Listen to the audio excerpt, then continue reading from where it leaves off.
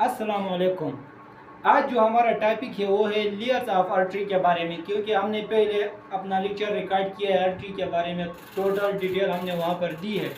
आज जो confusion topic था आर्टरी के लेयर के बारे में, क्योंकि किताब से जब आप पढ़ते हैं तो फिर आपको मतलब काफ़ी मुश्किलात होती है, तो वो समझ नहीं आता है। तो इसलिए बोर्ड पर पहले ये लेक्चर अच्छी तरह देखो, फिर अपनी कॉपी में रिकॉर्ड करो, आपको समझ आएगा। लेयर ऑफ आर्टरी, आर्टरी के लेयर जो होते हैं 3 लेयर्स पर मुश्तमिल होती है आर्टरी की। हमारे पास वो पहले जो लेयर होती है उसको ट्यूनिका एक्सटर्ना कहते हैं, ये आउटर मोस्ट लेयर होती है। फिर ट्यूनिका मीडिया, ये मिडल लेयर होती है आर्टरी की।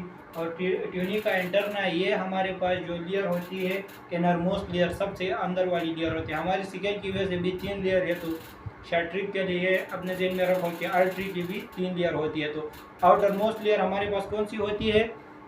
ट्यूनिका इंटरना, जो कि ट्यूनिका एक्सटर्ना जो मिडल लेयर होती है, और ट्यूनिका मीडिया होती है, और जो एक्सटर्नल लेयर जो इंटरनल लेयर होती है उसको हम कहते हैं ट्यूनिका इंटरना। ठीक है, नाम से जाहिर पता चलता है।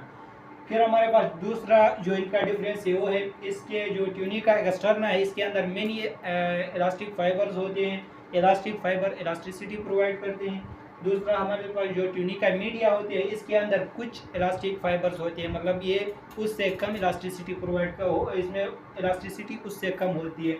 और इस एलुलर टिश्यू जो होता है हमारे पास बेसिकली ये जेल लाइक एक टिश्यू होता है, मतलब ये गाढ़ापन आप इसको समझ सकते हैं। ये हमारे पास सबसे इसके बहुत सारे काम होते हैं, लेकिन आप ऐसा समझो कि ये जो एलुलर टिश्यू होता है ये फ्लेक्सिबिलिटी और इलास्टिसिटी प्रोवाइड करता है। तो ट्यूनिका एक्सटर्ना जो होता है इसके अंदर बहुत सारे ये टिश्यू पाए जाते हैं, मतलब ये बहुत सारे इलास्टिक जो इसका होने की वजह यह भी है कि इसके अंदर एलुलर टिश्यू होते हैं। ठीक है, दूसरी बात जो ट्यूनिका मीडिया की बात आ जाए तो ट्यूनिका मीडिया के अंदर कोई भी एलुलर टिश्यू नहीं होता है, मीन्स ये कम इलास्टिक होता है। और जो हमारे पास जो ट्यूनिका इंटरना होता है, देखो बात ये है समझने की कि इलास्टिक फाइबर, ऊपर क्वेश्चन ये राइज हो सकता है कि इलास्टिक फाइबर अगर नहीं है तो फिर ये इलास्टिक क्यों है? तो ये अगर इसके अंदर इलास्टिक फाइबर नहीं है तो इसके अंदर क्या है? एलुलर टिश्यू मौजूद है, जिसकी वजह से इसके अंदर इलास्टिसिटी और फ्लेक्सिबिलिटी प्रोड्यूस होती है।